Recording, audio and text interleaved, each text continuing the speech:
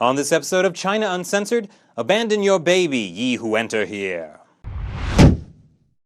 Welcome to China Uncensored. I'm your baby's daddy, Chris Chappell. By now, we've probably all heard something about Baby 59. That's the baby that was discovered on Saturday in a toilet sewage pipe, apparently abandoned by its parents. Later, it turned out the person who first raised the alarm was the mother, a 22-year-old woman who says she gave birth to the boy on a toilet and accidentally dropped it down the drain. Could happen. Fortunately, the baby was rescued and is doing quite well and has either been released into the custody of the mother, father, or maternal grandparents. Different sources are saying different things. But the thing I feel that's getting lost in all the media coverage is how China's one-child policy basically forced this woman into a scenario where she may have felt abandoning the baby was the best choice, as awful as that is. Now, the details of how China's one-child policy is implemented changes from place to place. In general, sorting through Chinese law can be a bit tricky, so please let me know if you've heard anything different, but here are some of the more extreme rules of the one-child policy. So this woman is unmarried. When she discovered she was pregnant, the father didn't want to have anything to do with it. Now, it's illegal for an unmarried woman to have a baby in China.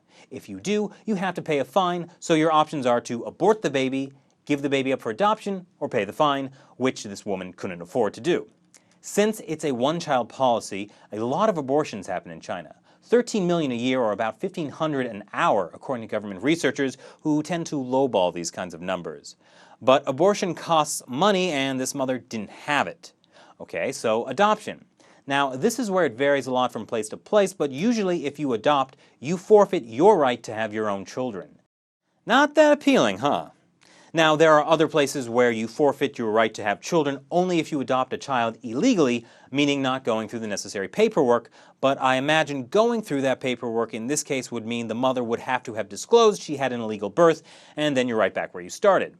So what if she just had the baby illegally? Well, then legally, the child doesn't exist. Under China's household registration system, or hukou, the kid can't be registered as a resident in a town or city, which means the child will be denied schooling and health care, so the mother would have to pay for all that, which again, as we've mentioned, she doesn't have the money. Now add to this the social stigma of being a single mother, which is far less acceptable in China than the West, plus the fact there's no national sexual education system in schools, which could be why fewer than 10% of sexually active couples use condoms, and now you can see how the game might be fixed to create more of these kinds of tragedies. So what do you think about this sad state of affairs? There's a comment box below, just waiting. And if you like this episode, please share it with your friends. That's the best way to get the word out there. Thanks again for watching China Uncensored. I'm Chris Chappell. See you next time.